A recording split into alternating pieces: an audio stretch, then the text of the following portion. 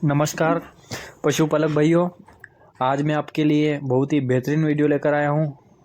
इस वीडियो के माध्यम से मैं आपको जानकारी दूंगा पशुओं में होने वाले थनैला रोग के बारे में। थनैला रोग के बारे में आपको जानकारी मिलेगी। पशुओं के दूध में छिछले आना, जैसे कि आप वीडियो में देख रहे हैं, संपूर्ण जानकारी आपको वीडियो के माध्यम से मिलेगी। इससे पहले यदि आपने हमारे यूट्यूब चैनल वेट पशुपालन को अभी तक सब्सक्राइब नहीं किया है तो आप हमारे यूट्यूब चैनल वेट पशुपालन को सब्सक्राइब करके बेल आइकन ज़रूर दबाइएगा। आप सभी ये बात जानते ही होंगे कि पशु में थनैला रोग बहुत ही भयंकर रोग है और इसमें पशु के थन जाने के, दूध जाने के 100% चांसेस रहते हैं। यदि समय पर इसका ट्रीटमेंट नहीं हुआ, यदि गलत सुलट ट्रीटमेंट हुआ, समय पर हमने ध्यान नहीं दिया तो हमारा पूरा पशुधन जो है बेकार हो जाता है, किसी काम का नहीं रहता है। क्योंकि पशुधन को हम दूध के लिए इस्तेमाल करते हैं, दूध के लिए रखते हैं। यदि पशु से हमें दूध ही नहीं मिलेगा, थनैला रोग के कारण यदि उसका दूध खत्म हो जाएगा तो पशु हमारे लिए किसी काम का नहीं रहेगा।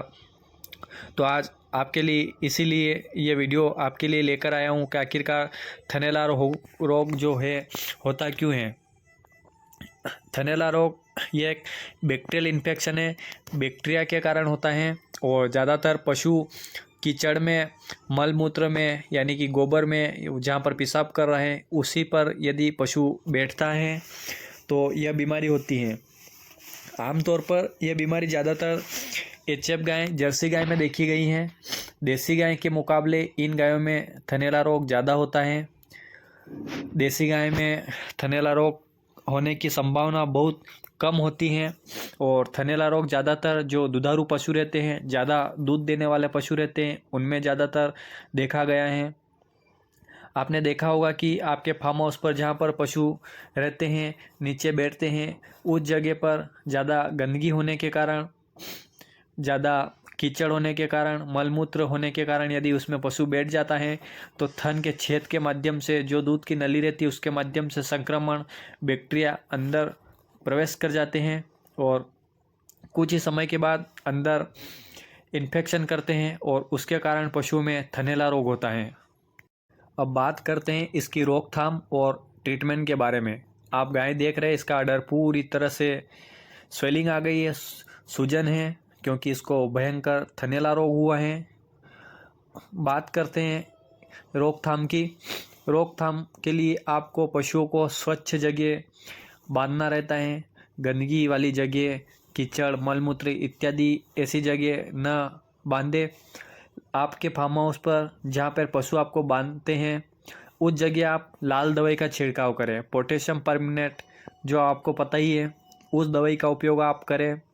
दूध धोते समय उस दवाई का उपयोग करें। जब आप दूध निकालने या दूध धोने जाते हैं उस समय आप लाल दवाई को पानी में डालकर उससे थन को अच्छी तरह से साफ करें।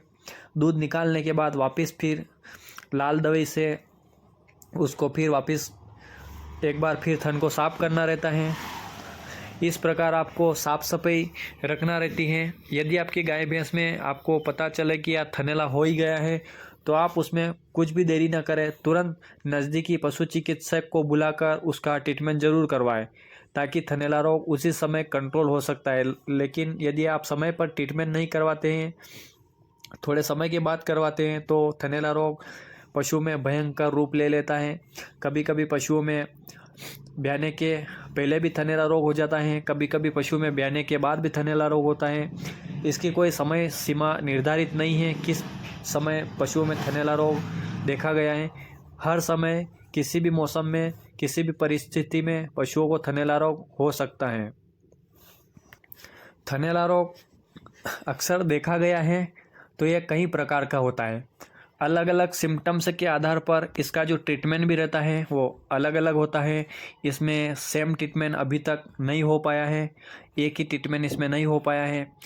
जिस प्रकार पशुओं में सिम्टम्स आते हैं थनैला के, उस प्रकार इसमें दवाई का उपयोग किया जाता है। अलग अलग प्रकार के थनैला में अलग अलग इंजेक्शन का उपयोग होता है, अलग अलग दवाई का उपयोग होता है। कंडीशन के आधार पर इसमें अलग अलग मेडिसिन का उपयोग होता है, क्योंकि थनैला कई प्रकार का देखा गया है। आप गाय देख रहे हैं, ये ब्याने से पहले की स्थिति इस गाय में थनैला रोग पूरी तरह आप देख रहे हैं। दूध जम चुका है, दूध में बहुत सारे मवाद है, छिचड़े आ रहे हैं, बहुत ही कंडीशन इसकी खराब हो चुकी है केवल थनैला रोग के कारण, क्योंकि पशु मालिक भाई ने इस पर समय पर ध्यान नहीं दिया है। अभी ब्याने में 10-15 दिन की इसमें देर है। अब आपको ट्रीटमेंट भी बताता हूँ मैं। सबसे महत्वपूर्ण रोल इसमें होता है एंटीबायोटिक का। अब एंटीबायोटिक कई प्रकार के होते हैं, इसमें कंडीशन के हिसाब से आपको एंटीबायोटिक चॉइस करना है कि आपको यहाँ पर कौन सा एंटीबायोटिक लगेगा, क्योंकि एंटीबायोटिक के कई सारे ग्रुप होते हैं, कई सारी अलग अलग उनके सिम्टम्स के आधार पर डिवाइड किया गया है। दूसरा इंजेक्शन हमें इसमें लगाना रहता है एनाल्जेसिक, जो कि दर्द सूजन के लिए काम करता है। वो भी आप कंडीशन के हिसाब से इसमें लगा सकते हैं। और इसमें आप चाहे स्वेलिंग ज़्यादा है, सूजन ज़्यादा है, तो आप इसमें ट्यूब मालिश करने के जिस प्रकार के कंटेंट के ट्यूब आते हैं, स्प्रे आते हैं, वो भी आप इसमें उपयोग कर सकते हैं।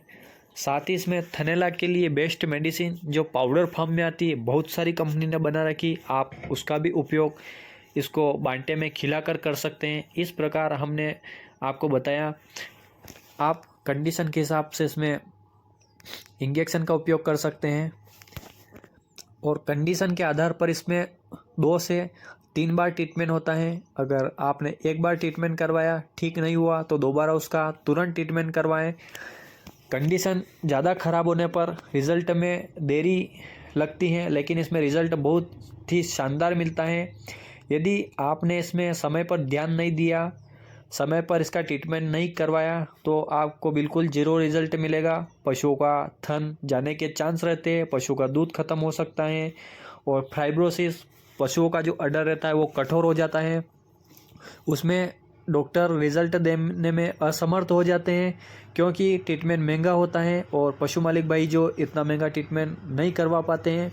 शुरू में आप इस पर ध्यान देने की कृपा करें और इसको समझें, और तुरंत ऐसी स्थिति होने पर आप तुरंत इसका ट्रीटमेंट करवाएं। वीडियो को लाइक कीजिएगा, शेयर कीजिएगा, और हमारे यूट्यूब चैनल वेट पशुपालन को सब्सक्राइब कीजिएगा।